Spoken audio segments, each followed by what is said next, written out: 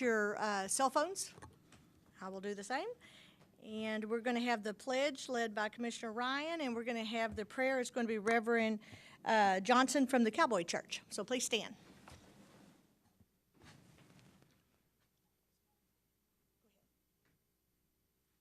Reverend Johnson, come on up.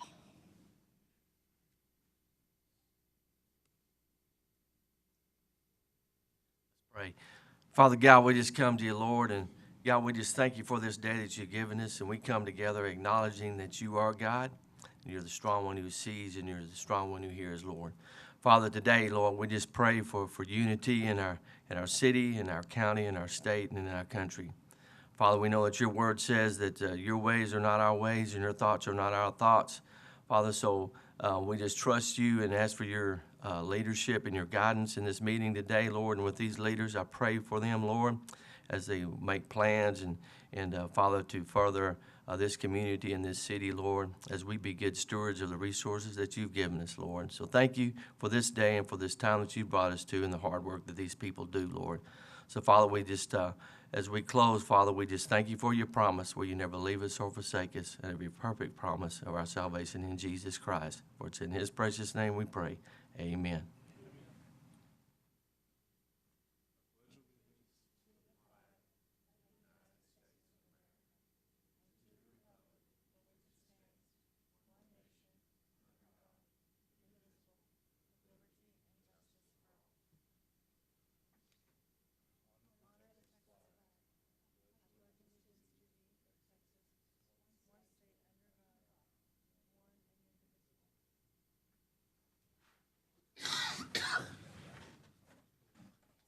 All right, we're going to go over the consent agenda first. The commission may request for a consent agenda item to be moved to the regular agenda for presentation and public comment.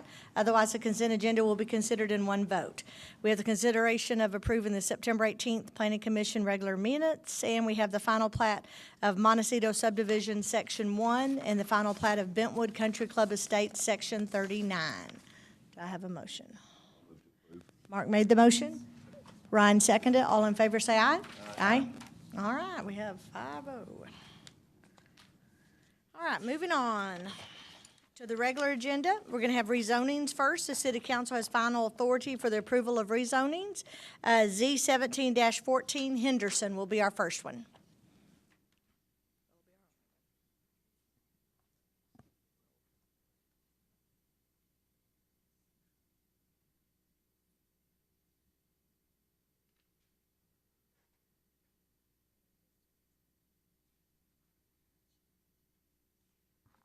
Good morning, Planning Commissioners.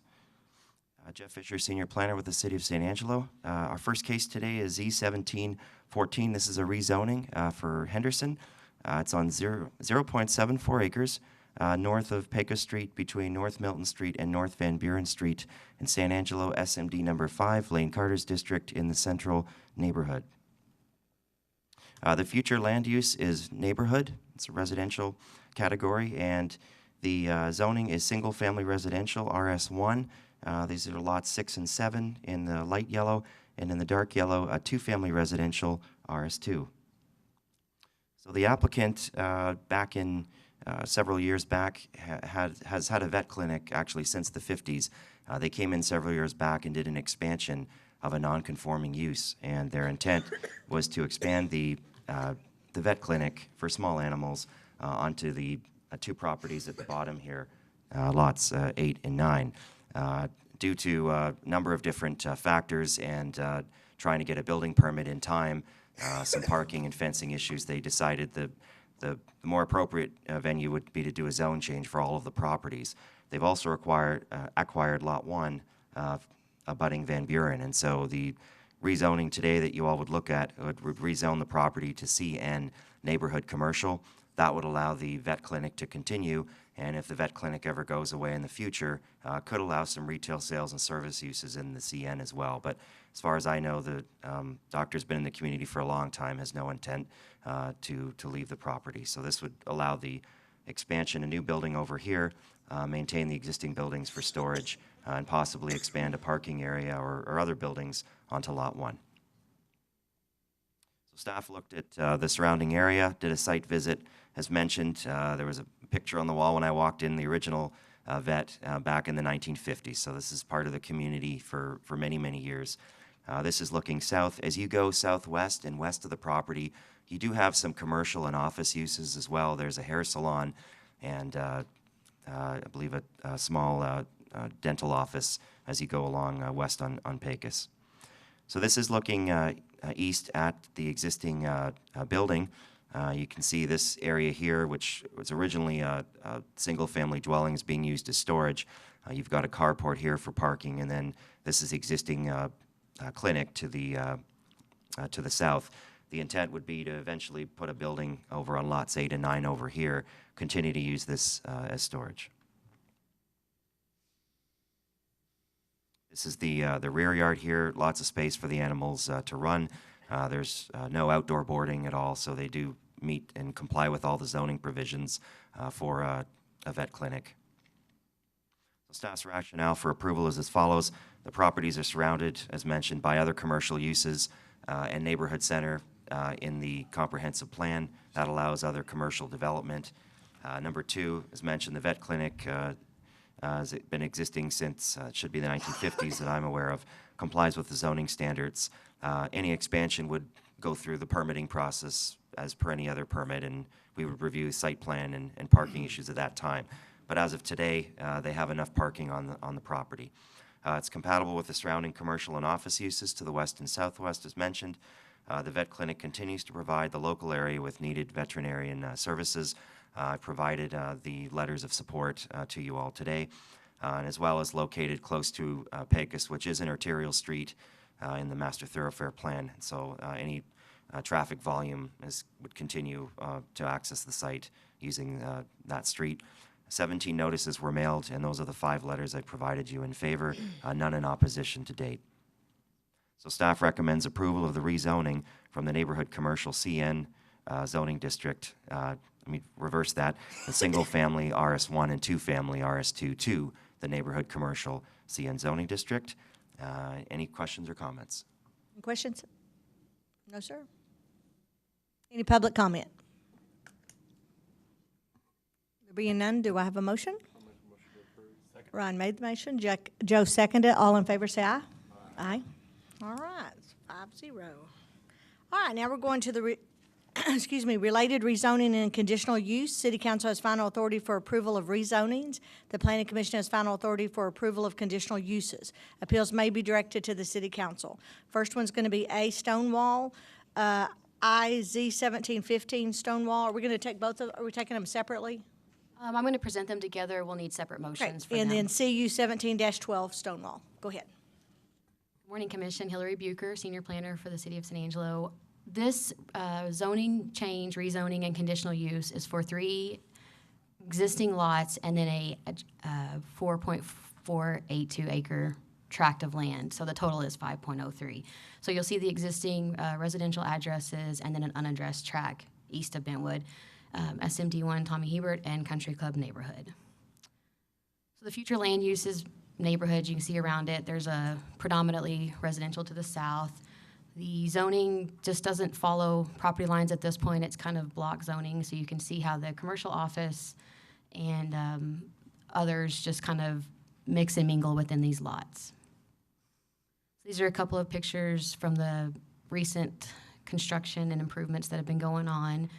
We're looking west from North Bentwood Drive toward the homes that are being built on the right-hand side of your screen, and the other side is just the dirt work being moved. So we're looking east down the future unaddressed tract, and then northwest from North Bentwood Drive. So it's compatible with the plans and policies. The future land use is neighborhood, so we'll be consistent with that. It allows it to expand the existing RS1 that's around it. And then properties next to the loop have developed commercially, but properties to the south predominantly residential. We see no effects on the natural environment from this change. The land has remained vacant as it is in this zoning, so I think the single-family residential is a great transition. It is, like I said, expanding the uses to the south, and household living would reduce the impacts because of the lesser density than the commercial. So we mailed out 25 notices. 1 was received in favor, 0 in opposition. And we recommend approval of the rezoning from office commercial, general commercial, and low-rise multifamily to RS1 zoning. So if you want to consider the rezoning first, we'll go to the next one. Okay. Any questions on the rezoning? Okay, any public comment on the rezoning? There being none, do I have a motion? Sammy made the motion. Ryan seconded it. All in favor say aye. Aye.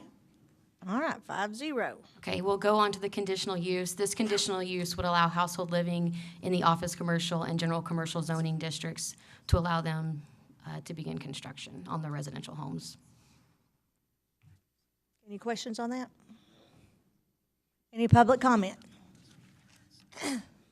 Okay, Sammy made the motion to approve it. Mark seconded it. All in favor say aye. Aye. All right, 5-0. We are moving along. Thank you. Thank you. All right, next, conditional use. The Planning Commission has final authority for approval. Appeals may be directed to the City Council. CU 17-10, Water Tree. Good morning, Commissioners. This is Christina Heredia with the Planning Department for the record. Today I'm going to be talking about CU 1710 Water Tree. It is a retail use that is operating in a light manufacturing zoning district, so it will need a conditional use in order to continue operation. It is located on 2.76 acres, northwest corner of South Chadbourne Street and Edgewood Drive, single-member district Tommy Hebert, and the Glenmore neighborhood. So right now, the Water Tree is operating out of the AAA storage unit. It is zoned light manufacturing, however, the future land use is commercial. Here are some photos of the property. So the first photo is looking north at the actual property. South would be across the street. East and west would be the surrounding areas.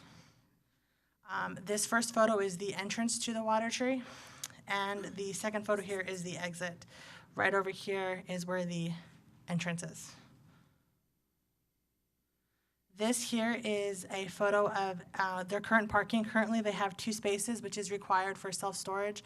However, there is a problem with them not having enough parking because the Water Tree is actually a fairly popular business, and so we had a code complaint that parking was being backed up on Chadbourne. So the applicant came forward and they proposed to eliminate this gate and these 2 parking, and instead we're going to have a drive aisle. I'm sorry, the drive aisle will be right here. And then there will be 6 parallel parking spots right there, which I have right here for you guys on the concept plan. So as you can see here, the entrance will remain the same. This becomes the drive aisle, so it'll be a one-way only. And then here's where the parallel parking spots will be. We feel that the 6 spots is sufficient for their use. And then they have also proposed fire lane all the way around here, and we did talk to the fire department, and the turn radiuses are sufficient for a fire truck. As such, we are recommending approval. The first one is we don't feel that there's really any impact. They'll have to paint, and they'll have to move a gate, but those impacts will be very minimal and will not be permanent. We do feel it's consistent with the zoning ordinance because limited retail is allowed under the light manufacturing with a conditional use, as well as the fact that the future land use is commercial. It is compatible with the surrounding area because it is a mix of commercial and industrial. The business has been in operation actually for over 2 years. They did receive a plumbing permit and Chamber of Commerce approval. It wasn't until a complaint came in that they realized that they actually were in violation of the zoning ordinance and came forward to correct that. We did mail out 13 notifications. This is where it differs from your staff report a little. Late Friday night, I did receive 1 in favor. So your staff report says 0 in favor, 0 in opposition. We actually did receive 1 in favor. So we are recommending approval of a conditional use to allow retail sales and service in the light manufacturing zone subject to 2 conditions of approval. Pardon me. The first is from the fire department, and that is requiring the brand name is called a Knox box, and it's so that anytime there's a locked gate, they can get through if they need to. And the second is that they have to provide the 6 parking spaces as shown on their concept plan. And that is the end of my report. Do you guys have any questions for me? Any questions? The applicant is here as well. Okay, great. Any public comment? There being none, do I have a motion? I'll move to approve. Okay, Mark made the motion, Ryan seconded it. All in favor say aye. Aye. All right, 5-0. The next one's CU 17-11, Babish. Public hearing and consideration of a request for approval of a conditional use for short-term rental as defined, oh, I'm not gonna read it all. Jeff can read it.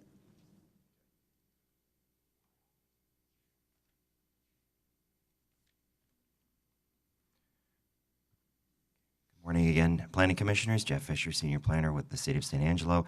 This is a conditional use for a short-term rental for Babish, 0.81 acres at the southeast corner, a little further southeast than the corner of Knickerbocker Road and American Legion Road, SMD number 1, Tommy Hebert's district in the Nasworthy neighborhood. This is the location of the proposed short-term rental. As you know, last year, City Council passed an ordinance amendment creating a new Section 406 that allowed short-term rentals on a case-by-case basis with a conditional use. If approved today, the conditional use would be good for 1 year. I just wanted to clarify that. At the end of the year, the owner at that time, whoever that is, would have to come back again and apply for another conditional use. That would be good for 2-year increments after that. So just to clarify that today.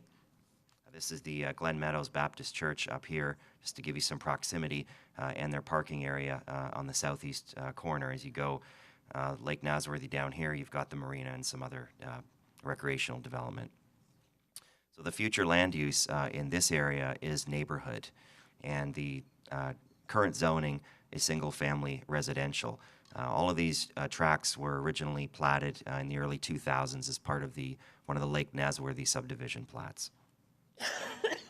The area is also, you see the little blue dot with the red circle in the Lake Nasworthy Master Plan. Now, that's not zoning, that is just policy at this point, but they did designate this area as existing residential. It was very close to a lot of the future development of hotels and restaurants, so it's kind of in the mix of, you've got residential right here, but you're also part of a larger recreational area. That's, again, just to give you some context. These are the photos looking west. You've got Pack Saddle and the church over here. This is looking east. As soon as you go east, you've got predominantly single-family housing. This is north at the Fellowship Hall, and this is south as you go on the property. It's long and skinny, so it goes quite back a distance, at least 400 feet to where the current guest house building is.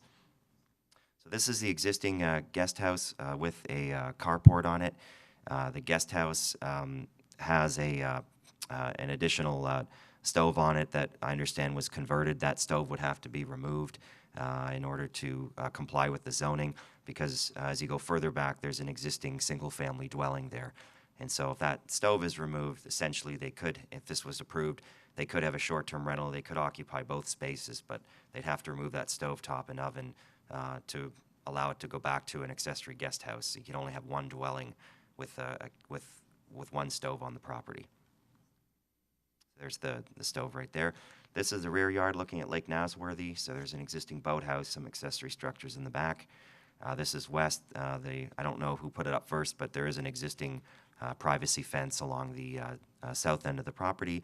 And if you go east, you've got a house to the east of the property. So staff is recommending approval today, but with conditions.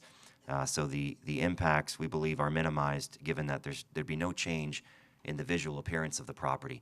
Single-family dwelling with a guest house. Once they remove that stove, it's still going to be a single-family dwelling with a guest house.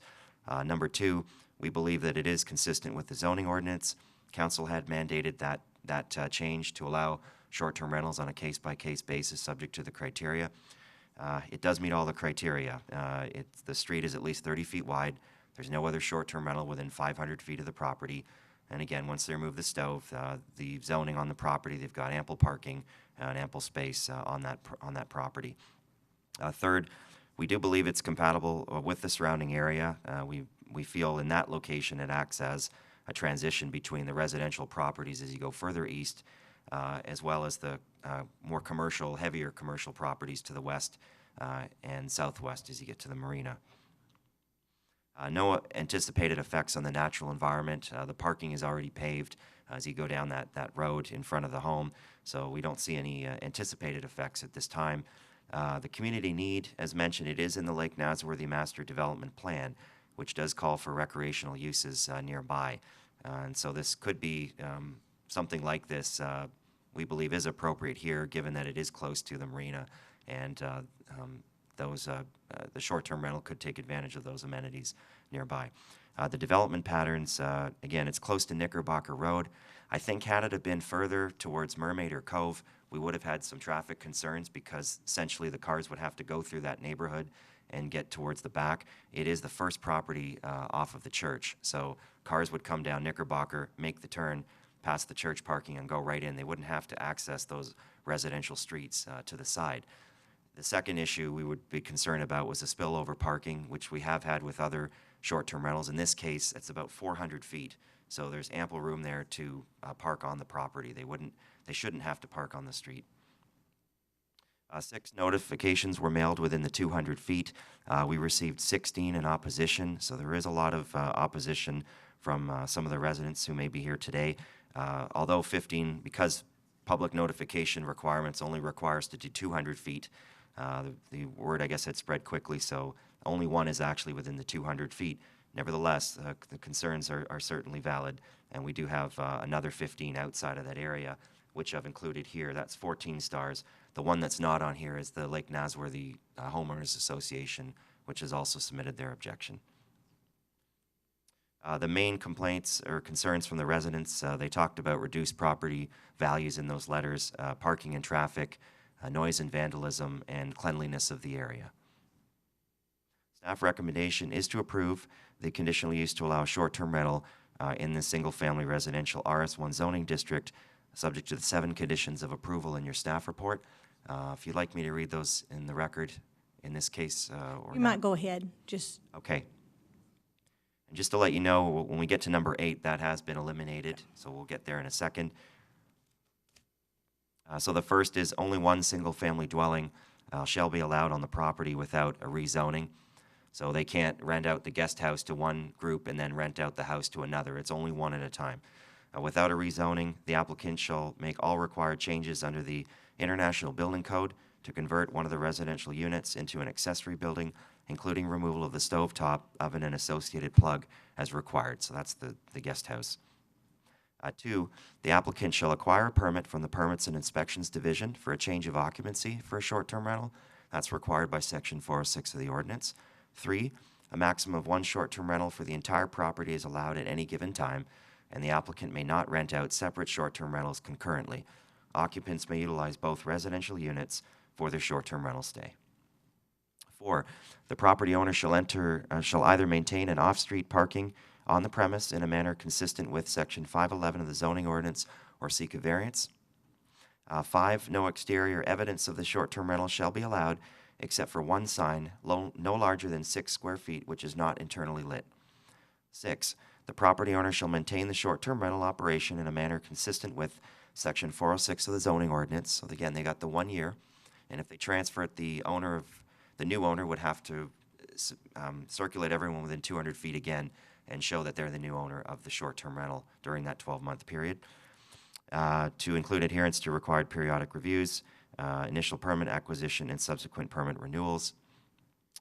7, no commercial outdoor storage shall be allowed on the premise.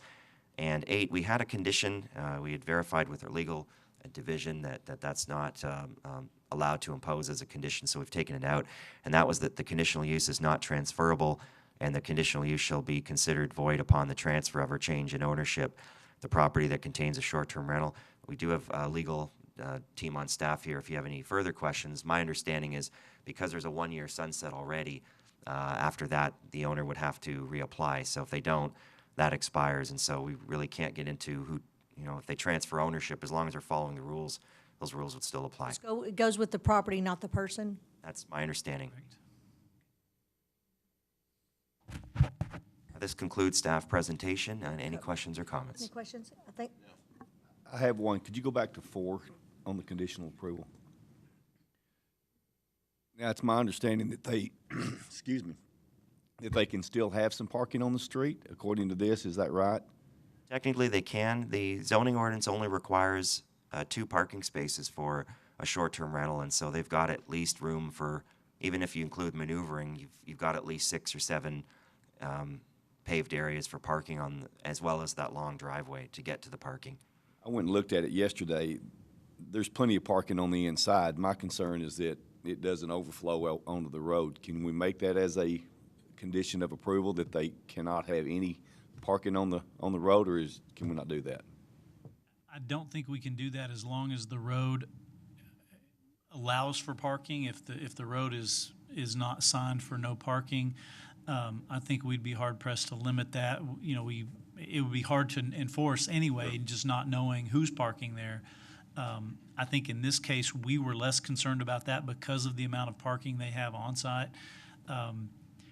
If there is a concern about the number of parking spaces, as a condition, you could always require more spaces than the ordinance requires, which is 2.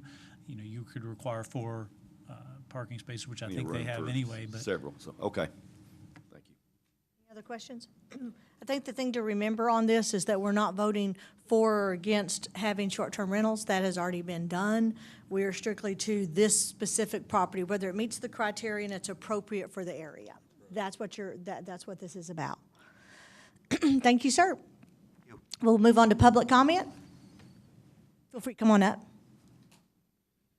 You'll state your name before you start talking, please, sir.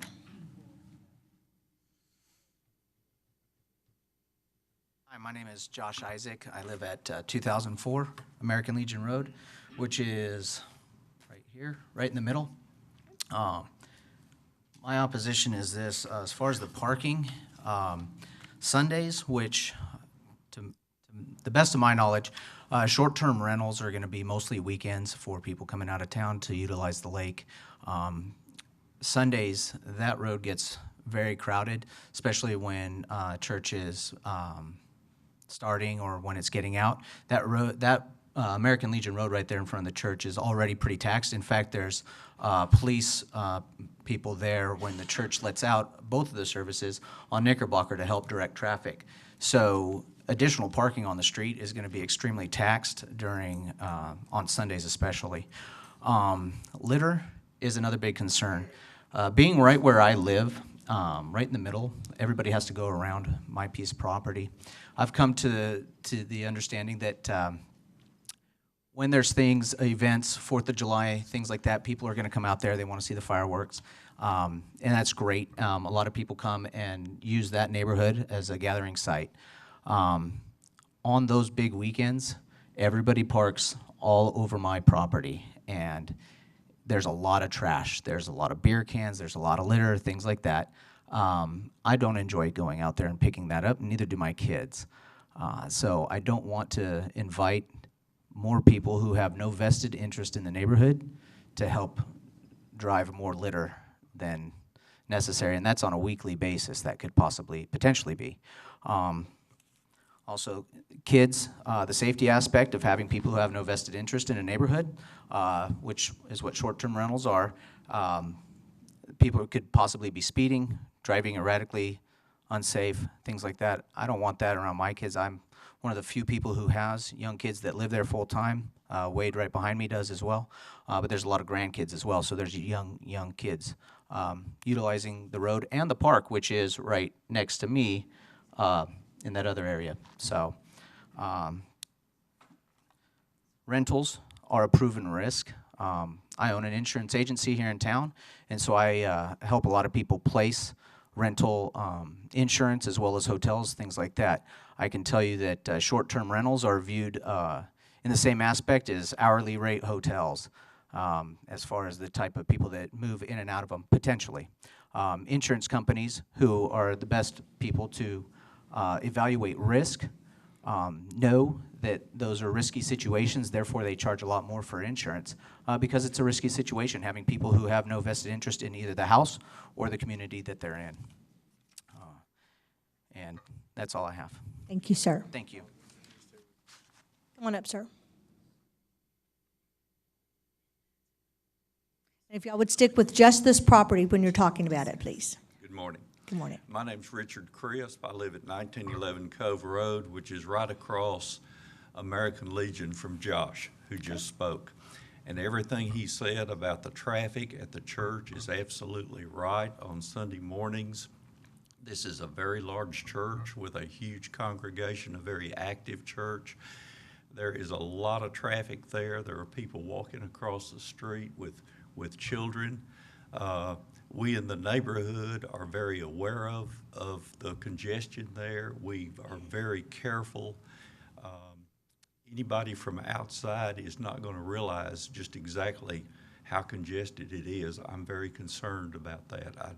I don't think this is a good place for a short-term rental. I don't think it's a good place for a commercial activity. I don't think that's appropriate there. I don't think it's good planning.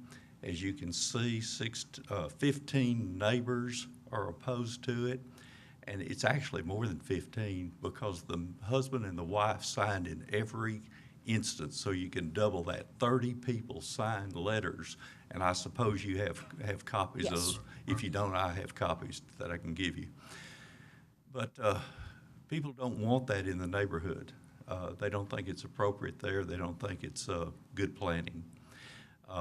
Josh talked about the parties. When there are parties in the neighborhood, and there have been some pretty great parties at Lake Nasworthy, I don't get invited to them anymore.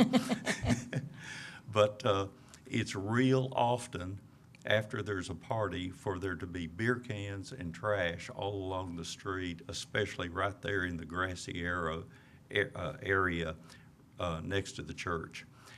And we, the neighbors, often call the people who own the property and say, get your fannies out there and get the beer cans up out of the church, out of the grassy areas before the church people get there, because we don't want our neighborhood to look like that.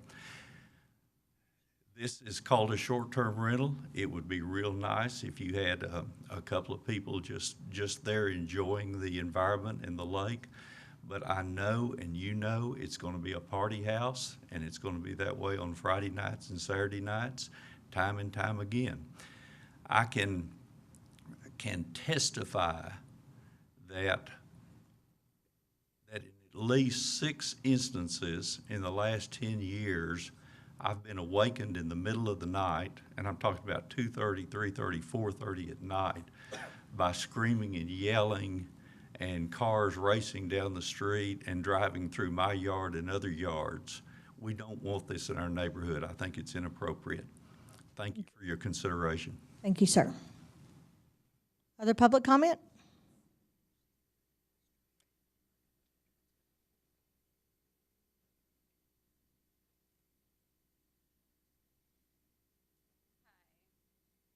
I'm Michelle Babish. This is a little nerve-wracking.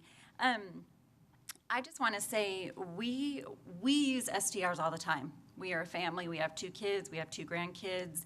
In order for us to vacation and all be together in a common area, make meals together, it's what we need to do. And so we enjoy them. I certainly this is my home we're talking about, that my husband and I pay the bills every month, that we live in with our family, that we have our family over. We certainly are not doing it so people can come party in our home. That's not what it's about at all whatsoever. We do have get-togethers at our home. Never had a problem. Almost every Sunday after church, my family comes over. There's anywhere from 10 to 16. I've never had a complaint. There's never been garbage. There's never been an issue parking. We have church get-togethers where there's been as many as 60 people at our home. This is not what we're anticipating with our STR, but we ourselves have had it. There's never been a problem ever. There's plenty of parking on our property. As far as the STR, we would never rent it out to where there's more than 6 adults and 4 kids. Definitely not a party. A get-together where somebody else's family can use our home to vacation, spend time together. So that's why we are doing it. Our property has more than ample parking. Again, there's no need to even go past our home. in anybody else's yard or anybody else's anything at all whatsoever. So I just wanted to address all that. Like I said, we're definitely not doing it so people can come party and ruin what we've worked so hard for. And we really just want it to be a place. We had to get together, and our friends tried to look for an STR in San Angelo and could not find one.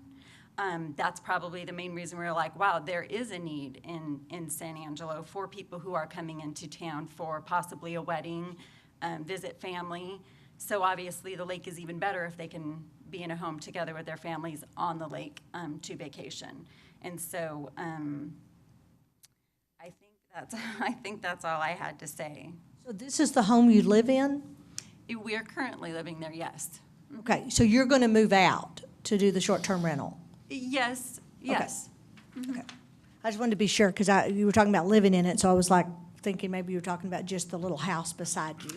Yes, and I mean, my things will be there. These are our, again, our wall hangings, our furniture, dishes, things like that are going to be there for somebody to use. So again, it is our home. We own it. We pay the bills. We work hard for this. So it's definitely not a place where we would like people to come and have a party, have more than, as I said, 6 adults and 4 kids. Because like I said, for our family, STRs are very important. We use them all the time. Have any questions? You are currently trying to sell the home, correct? Yes, sir. It is up for sale? Okay. Anything else? Okay, thank you. Any more public comment? Yes, sir.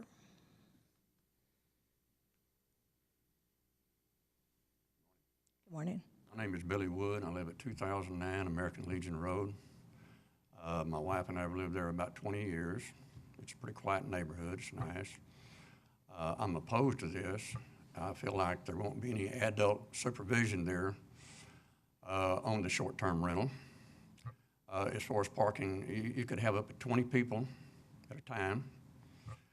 There's no way you can park 20 cars down that lane there. It's going to be too short.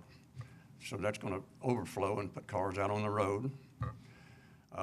There's a problem down there, as I understand, with the fire department as far as people parking the car, having access for fire department to get in and out of the neighborhood in the case of an emergency. But I'm totally opposed to it. I just think it's a bad deal for our neighborhood. Thank you. Thank you, sir.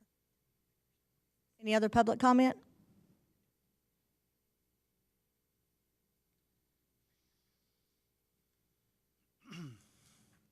My name is Sandra Wood. My husband is Bobby Wood, and we live in the 200-foot area, and we are definitely opposed to this. All the objections we have already been stated, so I won't go into those. But we've lived in that neighborhood for 43 years, and it's always been a quiet neighborhood with just residents living there. And I think if we start this, we're opening a can of worms. Thank you, ma'am. Any other public comment?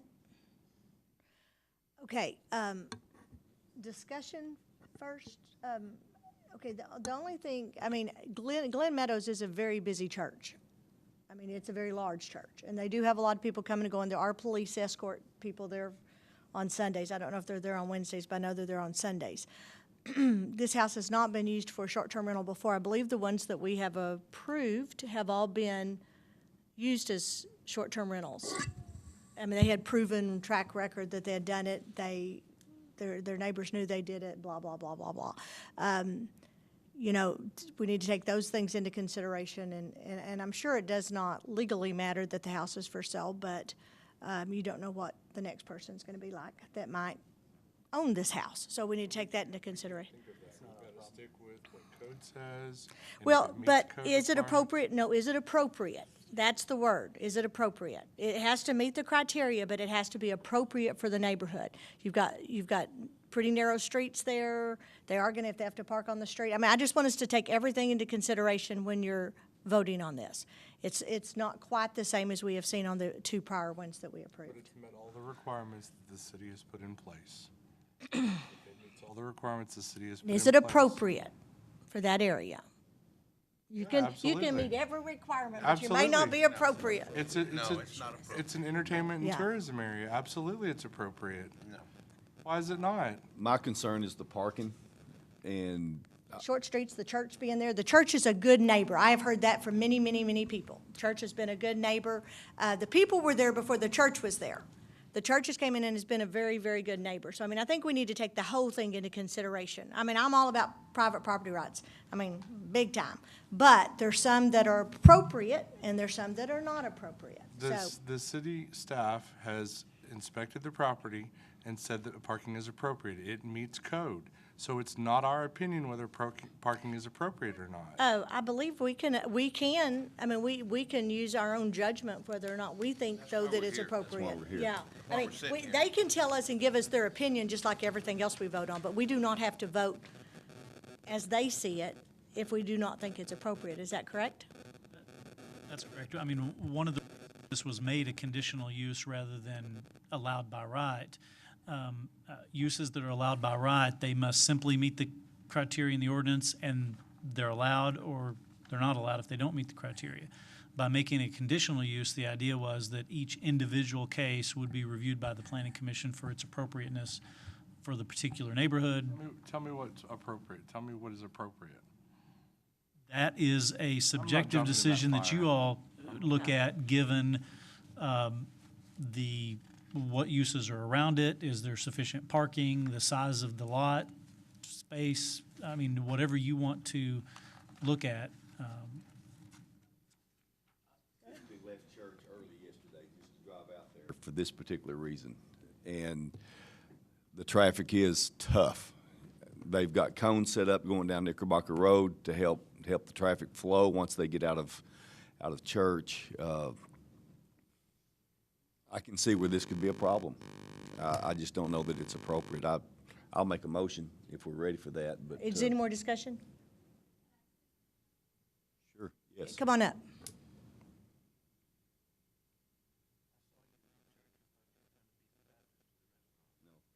The Methodist. I want to say, I understand. Go ahead and state your name again, please. I'm sorry, Michelle Babish. I want to say that I understand the neighbor's concern about noise and things like that, and I sympathize with that. Again, it's my home. If the neighbors had parties and things, I'd be opposed. As far as parking, if that's the major problem, that should not be an issue at all. Because first of all, that church, there's hundreds of members at that church. I don't know what the number is. It's big.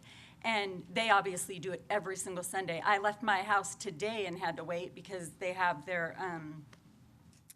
mommy's day out or whatever it is. So, you know, there's traffic in and out. And so it hasn't been a problem. But my piece of property in particular, there is on actual driveway, I'm going to be conservative to give you numbers.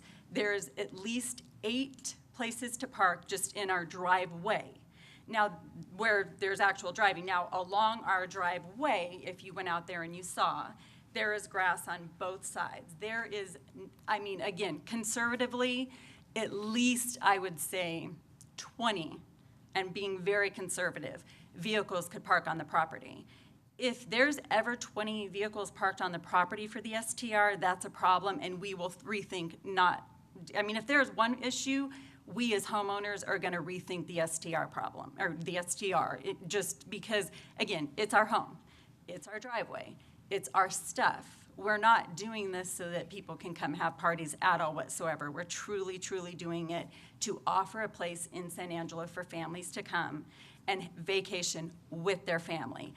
Again, 6 adults, 4 kids. If they're coming in from out of town, that's as many as can stay on that piece of property. If they all drove a vehicle, kids included, that's maximum of 10 vehicles.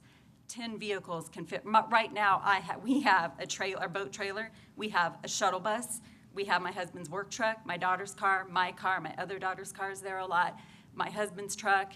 We have 7 vehicles right now parked on our property. Oh, and a pop-up tent trailer thing. 8. Plenty of room for parking still. Y'all could come to my house right now and find a place to park. So parking, like I said, if that's the big issue, there should never be a time when anyone should ever not park in our property, on the street, or anywhere else. I mean, there's plenty of space on our property. Okay, thank you. Yes, sir. One more public comment, and we're going to close public comment.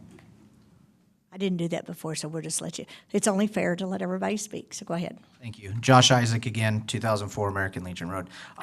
While the traffic is definitely a concern, and it's not just Sundays that there is traffic, there's, just like she stated, Monday through Friday, there is a school that operates there. It's a starting school, and so there's still a lot of traffic there. I left a little bit later than usual to come here today versus go to work, and there was a lot of traffic there as well. But that not even being the main issue. The main issue, for me anyways, is safety and the type of people. And I do understand that it is the Babbage's house. They do not want things destroyed. I've been a landlord, and I'm also an insurance agent, so I see both sides of the coin, you know, and bringing in some revenue to help when you move to another house is nice. But unfortunately, no matter what kind of application you have, what kind of vetting process you have for the people that are going to be renting from you, that does not give you a guarantee or an assurity of the type of person that is going to be there. And we all know that depending on the type of person and the amount of drinks that they have had, and drinks are regular on the lake, people's judgment goes out the door, and safety goes out the door. And I don't think that we need to be calling the police out there to help, you know, fix any issues, things like that. That's just more taxing on something that we already pay taxes on. We shouldn't be bringing more people in that could cause problems into our city for the police to have to deal with. They should be out there taking care of true crime. The question to you is, you're generalizing. Not everybody that uses STRs are party people. Correct. And I certainly understand that. And, you know, when somebody comes in for a weekend and brings their family, I go places. I do things like that. I take my wife and my 2 kids places, and we have a great time, and it's real quiet, and everybody's in bed by about 10. Everybody's pretty worn out. But we can't make that general assumption on either side of the fence. The thing is this right for this particular neighborhood? There's also a public park there as well. So, you know, there could be additional traffic for that. We need to provide a safe neighborhood and a nice place for people to come use the church. The city council's put safeguards in place, one being they have to reapply for this permit after a year. So if there are significant issues in the property, then the homeowners around there can keep record of that. They can also call the police department. That's why we have a police department, is to call people out. I mean, if you had a neighbor next door that was renting a long-term rental that was a continuous party house, you're going to call the cops on them. So, I mean, what's the difference? Would you rather have a neighbor that's going to leave in 3 days, or a neighbor that's going to be there for 365 days and be a burden that entire time? That's my question to you, because they can turn around and rent it long-term, and you have no say-so in who they put in there. And I would be more than fine with that. The reason why I wouldn't have a problem with that was that person I'd actually be able to have the opportunity to develop a relationship with and go talk to that person one-on-one. You think. You would think, you know. Okay, that's enough. Thank Okay. you very much. Appreciate it. John, did you want to say something?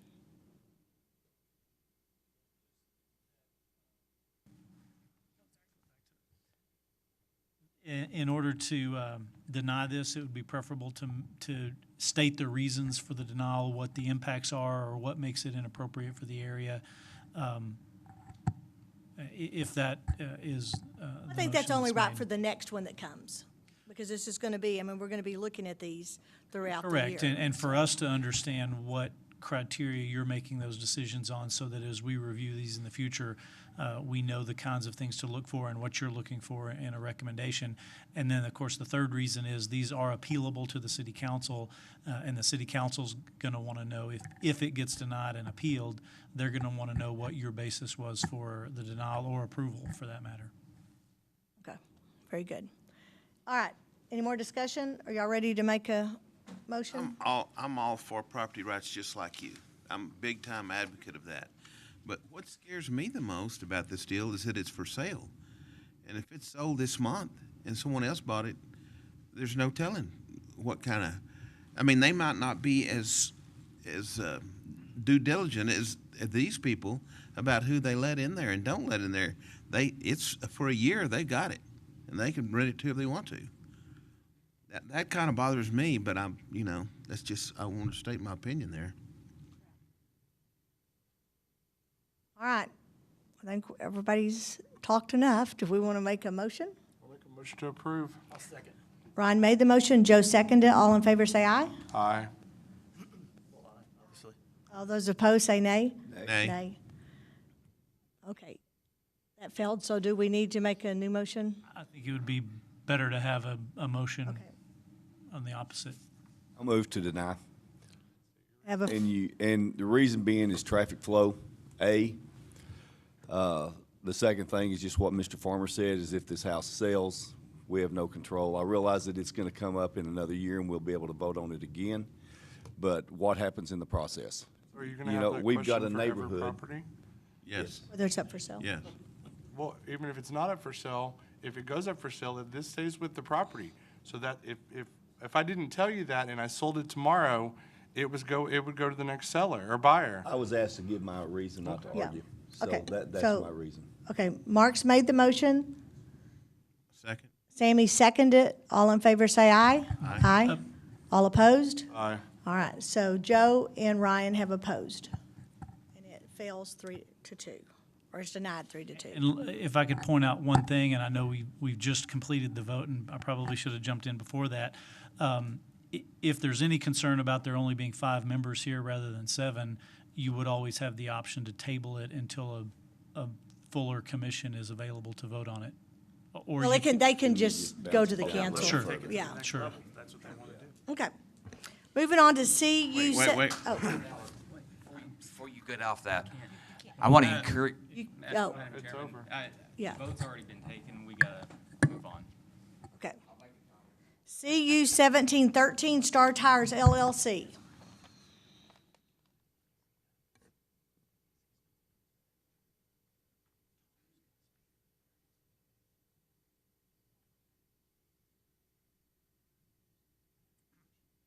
Okay, Hillary Bucher again, senior planner. We're moving on to the conditional use 1713 Star Towers. It's on .16 acres, and it's near the northwest corner of 19th Street and Bloom Street in SMD 3 Harry Thomas's district, Reagan neighborhood. The future land use of this area is neighborhood center, and the current zoning is CGCH. So on the left here, you have like a bird's eye view of the area. There's a State Farm agency directly to the right, a resale shop to the left, and then a home a little bit further down. To the right, there's a picture of the State Farm, and kind of see some survey stakes where they were marking out the property. So it would be in between this little accessory building and the State Farm building. So this is looking a little bit more to the resale shop, the pink building on your left. And then the photo on the right is the neighborhood behind this existing site. Again, the neighborhood that is adjacent but behind. So this is the site plan. If you look on the bottom right-hand corner, it'll show the site plan with the tower, and demonstrates the 100-foot radius. So there's not 100-foot, within the 100-foot, there's not a residential use or district. It is encompassing the State Farm building and the resale shop. So the minimum 100-foot away from single-family residential, and the maximum height proposed is 100 feet. It's consistent with the CGCH zoning, adjacent to commercial uses and the continuation of the existing commercial uses on 19th. We don't see any natural effects or any effects on the natural environment. Telecommunications towers provide services for the growing population, and telecommunication towers are generally located in commercial or industrial zones. We mailed out 14 notifications. We received 2 in favor, and they're designated by the green stars, and 1 in opposition. So staff's recommendation is to approve a conditional use to allow for a telecommunications facility within the CGCH zoning, subject to 4 conditions of approval. The summary is only 1 telecommunications tower is allowed, not to exceed a height of 100 feet, including any apparatus. Compliance with the standards in section 424 of the zoning ordinance. We need to indicate the final latitude and longitudinal coordinates, and the slimline monopole tower support structure is the only one that is allowed. Does anyone have any questions? Yes, sir, I believe they were in your staff report. I don't have a copy here with me. Sorry. We don't have, I didn't bring a copy of they were in the staff report, I don't have a copy of the conditions? No, of the opposition or the letters. You can take them out of the folder and just Okay. pass them around. Sure. I'll do that for you. Okay. Finish your presentation. I'm done.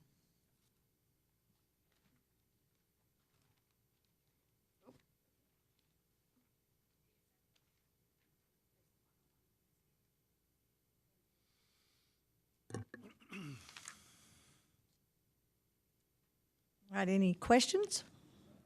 So is this? Yeah, well, yeah. Well, I we just will, wanna but know I if- mean, we can be listening to public comment in the meantime. So do you have any questions for her? Yeah, well, I mean, it's not really a question about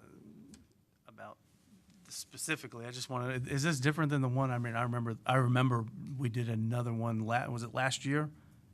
Yeah. It was this year we did another, so this completely There's one in different, right? Lakeview somewhere that, over by the school, wasn't it, by Lincoln? We did one downtown by the fort. Okay. Yeah, and I Seemed think we like did we one had- over by There was a Lincoln too. monopole down there. Yeah. So it's completely different, correct?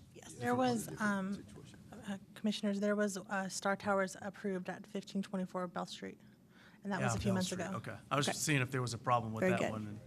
Okay, it's a lot of towers. All right, Is this just a monopole they're putting up? Yes, sir. Correct. public comment? Yes. You'll state your name, please. Nora Garcia, and I'm the owner of the Garcia's Retail Store. So my concern is not an opposition, it's a concerning. If in the future I want to decide to sell or building a small building, can I have a permit to do that?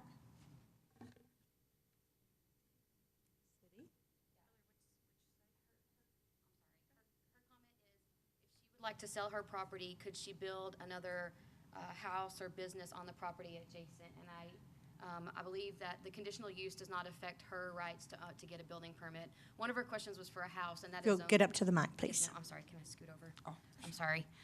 The property is currently zoned CGCH, so a house would not be allowed in the current zoning. But if she has a property adjacent and it's a buildable size, she'd be able to pull a building permit for that property. And don't they put a fence around these? Yes, ma'am. That was her other concern, was Okay. this offense. And I'm sorry, Yes. I spoke to someone to help us translate. No, Okay. I spoke to a neighbor, and I thought she was going to pass that along, but I'm sorry. It's not opposition. You just it's wanted to know, concerning, you clarify. know. Yeah. Very good. Thank you. ¿Usted entendió lo que le dijo? Yes. Okay. Any other public comment?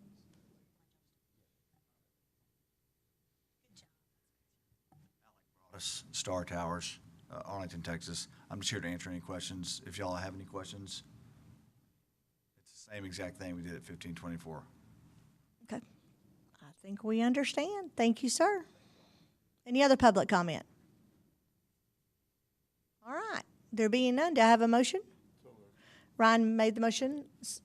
Mark seconded it to approve it. Ryan and Mark. All in favor, say aye. Aye. Any opposed? All right, 5-0. Thank you. Okay, now we're going to move down to text amendments. City Council has final authority for approval of text amendments. Public hearing A is public hearing in consideration of the Chapter 12 Exhibit A zoning ordinance. Hillary Bucher again. We are looking at the text amendment for accessory structures, specifically in RS3 zoning. So Chapter 12, Exhibit A of the zoning ordinance, Article 4, Section 402, to allow reduced setbacks for accessory structures when certain conditions are met within the RS3 zoning. So 0 lot line homes currently are allowed one side yard with 10 feet, and the other side of the yard can be reduced to 0 feet, but can be no more than 1. So it minimizes that one side. So these are some photos of some existing structures in different neighborhoods. You can see on the left, there's kind of, looks like a shed. It's got a metal top. You can see a wood structure on the one on the right. There's also some different ones. These are more awning type fabrics, the black one and the blue one. And then you can see in this left photo, it's a trellis with some kind of vine, probably cross vine growing on it. And then on the right is a retractable awning. So there's a couple of different variations that are going on existing in neighborhoods. So the summary of this would be, this allow flexibility with the side setback under certain conditions.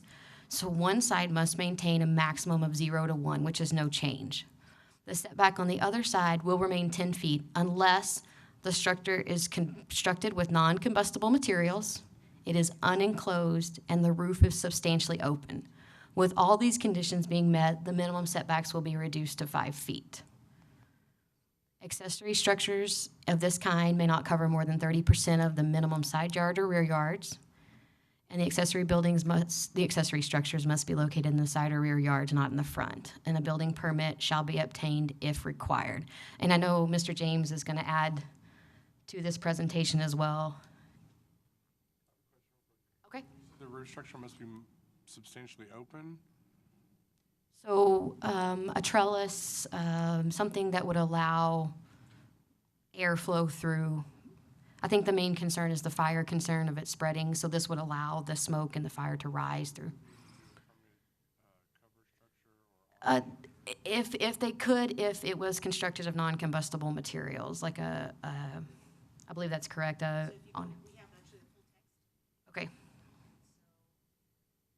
I'm sorry, and we had our building official, Al, draw us a picture, so it kind of shows a good example of that. Oh, sorry. Okay, keep going. Oh, keep going. Okay, so the way that we've set this up, get one more. So if you want to maintain that 10-foot minimum, the way that it is written today, you can build it. You can build it so it's fully fire retardant or fully non-combustible, or you can build it with limited combustibility. So that openness, it doesn't have to be substantially open. It can be done in a manner that is not substantially open if you have the following criteria. And John's going to actually provide a little bit more clarification as to what kind of material you can do, but you can be substantially open means you can see it through the roof, it's substantially open, and also substantially open around you. Think of a carport. So it's not encumbered by walls or any doohickeys. These are obviously patio covers. There you go. There you go. And the idea is right now, it's a 10-foot setback, period. A lot of these homes, it's only 10 feet from the wall of one house to the wall of another. And so this is a way to relax the restrictions somewhat to allow that to go to 5 feet, but as long as they meet these conditions. And again, the primary reason here, the primary reason for the original 10 feet, but the primary reason we've written it this way is to address fire code and the concerns of the fire marshal that some of those pictures you saw where there was maybe less than a foot between one and the other creates a pretty difficult fire hazard. In fact, fire marshal gave an example of a home that burned where the transfer of fire from one to the other is exacerbated by a porch or patio cover like that. I wanted to just point out a couple of things. We talked about a slight modification to this condition you see on this slide. After limited combustibility, we would say including fire retardant wood construction. That was something the fire marshal was okay. He determined that to fall under that term limited combustibility, but in order to make it clear to everyone, we would add that language of saying including fire retardant wood construction, just to make that clear. The other issue, if you could go forward to number 4. The very end. Right. Yeah. This was a question we had for you all, basically. Right now it's worded to say a permit shall be obtained if required. Pergolas, those types of structures under a certain size don't currently require a permit. And so our suggestion would be one of two things. Either one, just strike that because a permit's not required. All we're saying is a permit you shall get a permit if it's required. It's kind of redundant.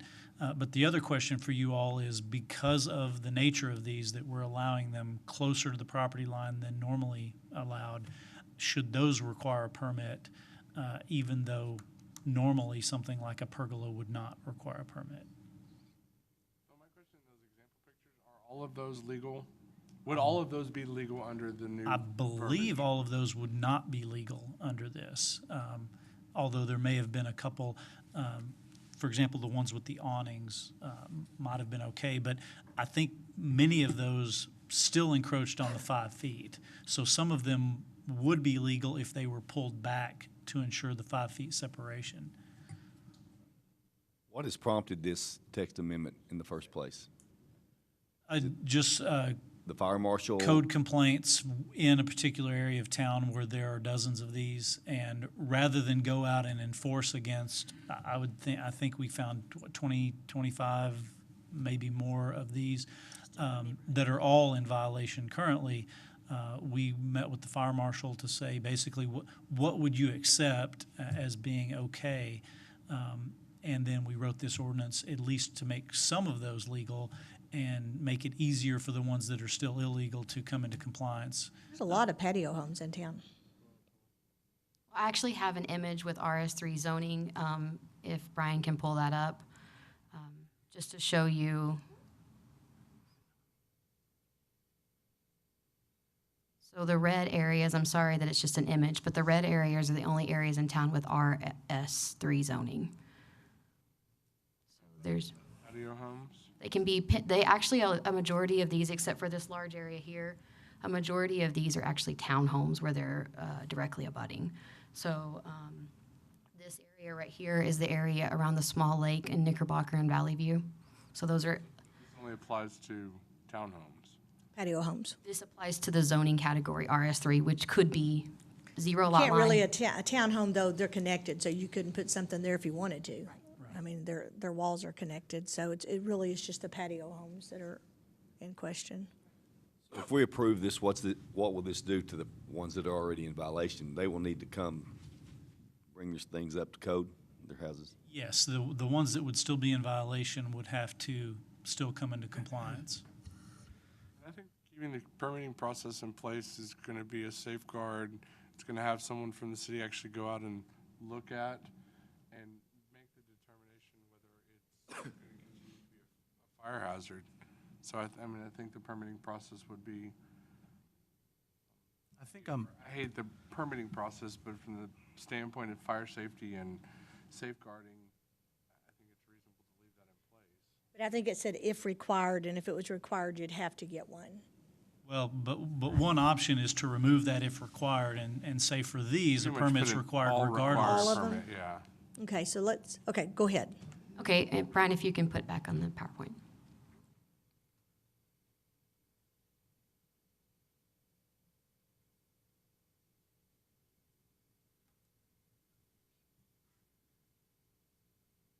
Okay, I don't have anything else to add to y'all. Okay. Good. All right. Do you have any questions for her before we get public comment? Okay. Public comment. Tony, were you going to come talk?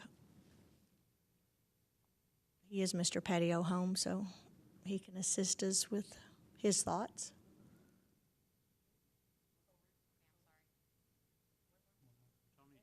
Builder, developer. These homes have become more and more popular. We began to build these homes in the late 80s. And they have become, as San Angelo's kind of evolved into a retirement community, they've become more popular. And also, most of these homes are purchased by, professionals, middle-aged professionals, empty nesters, if you will. So they've become more popular. Late 80s, early 90s, when we began to build these patio homes, the builders that were involved, also the developers, knew that there needed to be some clarification about these covers. And so our deed restrictions of the day indicated that nothing could be built within that 10-foot distance. That's kind of the old language, if you will. So in working with the city at that time, fire department, planning, and permitting, there was, if you will, an agreement, kind of an understanding that folks could, if they wanted to, build freestanding arbors, freestanding trellises. And so all of the patio covers that you see in those pictures that encroach upon that 10 feet have been built after the fact. even though my deed restrictions prohibit that. And so, you know, secondary buyers come along and third owners, et cetera, and they begin to kind of just do what they want to do. And it's, as you can see, there are a number of violations out there. I've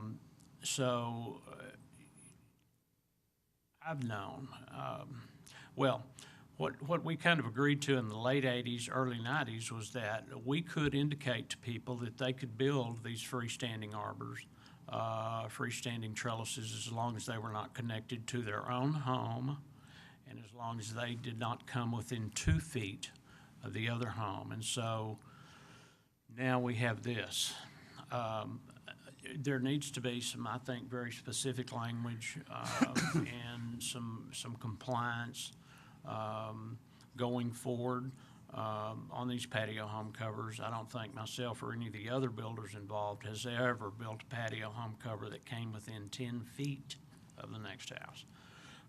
This has happened after the fact, and so I'm currently putting in another section of lots. I think Bentwood is here, and I'm sure they'll put in more patio home lots, and those areas look really small, the little red areas, but those constitute, I would say, thousands of houses. More than it looks like. In Angelo, so it's a lot more than it looks like. But anyway, so we've worked with the fire marshal, fire department, planning, and so we have some pretty specific language moving forward. And I think Kevin and I both agree, Kevin from Bentwood, I think we both agree that some of this is needed. I don't know what you do about the existing. Trying to go out there and police something now that folks were, you know, either told they could do or they just took upon themselves to do. I don't know what you do with that mess. You might get some real estate signs, for sale signs for y'all's houses if you begin to go out there and start telling them to chop down what they have. I don't know what y'all will do with that.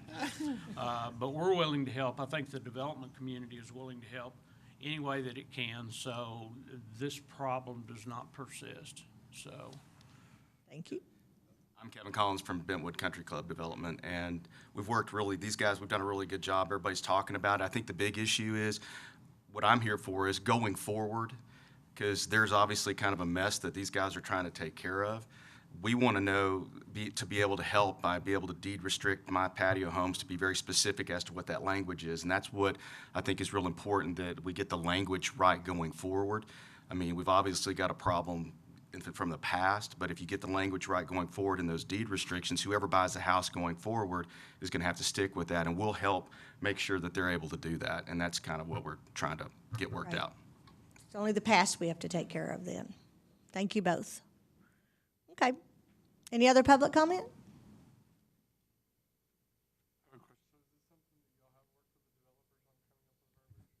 Yes, yeah, we've had meetings with them and the fire marshal and all, I think, and this did go before our development task force for input as well.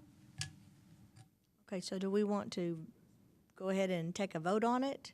Just to, yeah, y'all will come up with what the verbiage is? I think we've got the verbiage, so just as written. If the motion would be as presented, but yeah, with the amendments as presented. But we do need that direction in the motion on whether or not to either require permits or not require permits for these. Motion to approve. I'm going to leave the permitting in place and remove if required. Okay. Ryan made the motion. Second. Sammy seconded it. All in favor say aye. Aye. Okay, 5-0. Thank you. Thank you. Director's report. We have one more. Oh, I just went on past it. Sorry. Public hearing and consideration. I'm tired. Okay, public hearing and consideration of a text amendment to Chapter 12.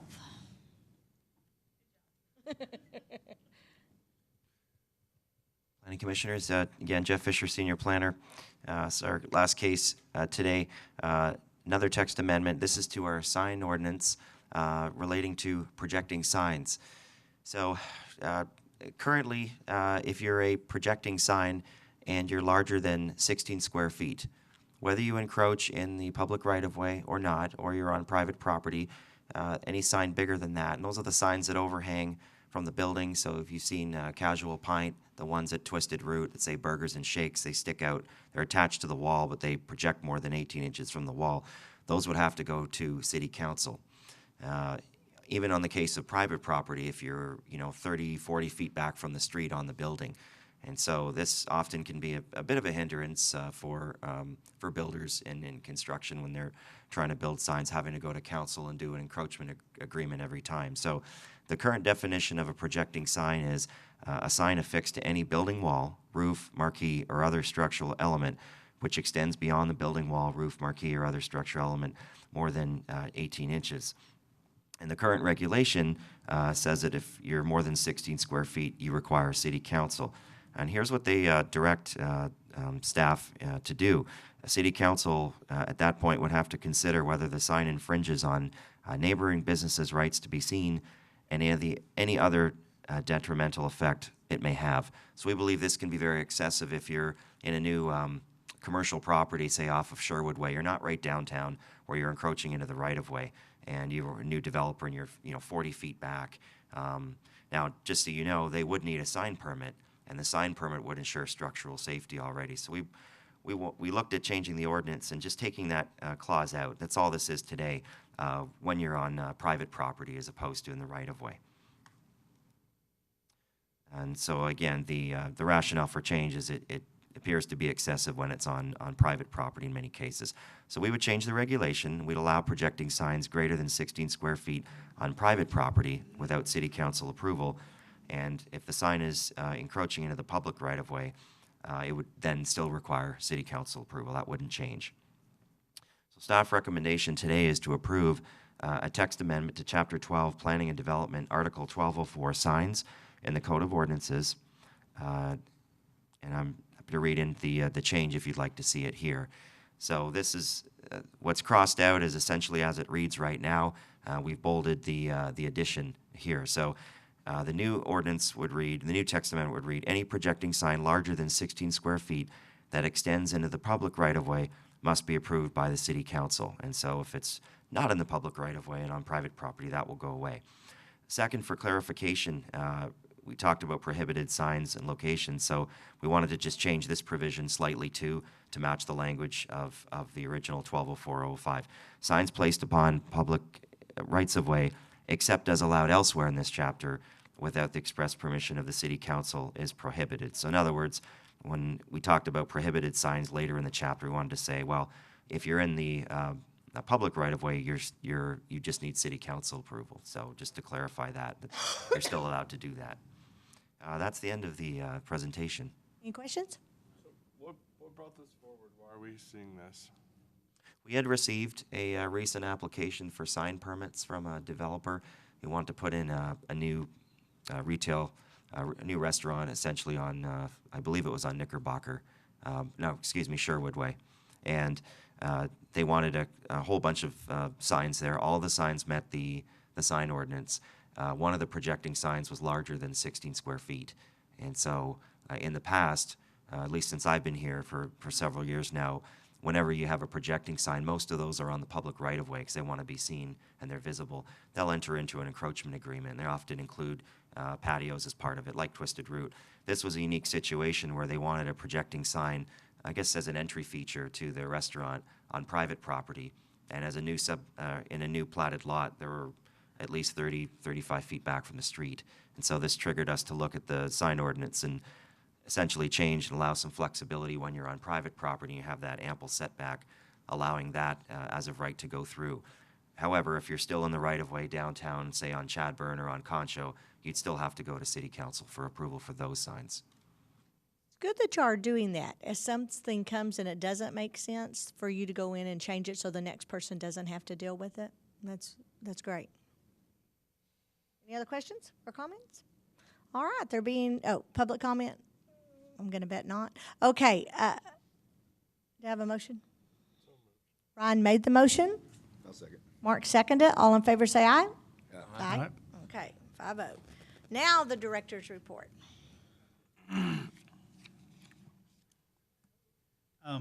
Only thing I wanted to mention was some upcoming dates. The next meeting as you see further down, will be November 13th. That's a week earlier than normal.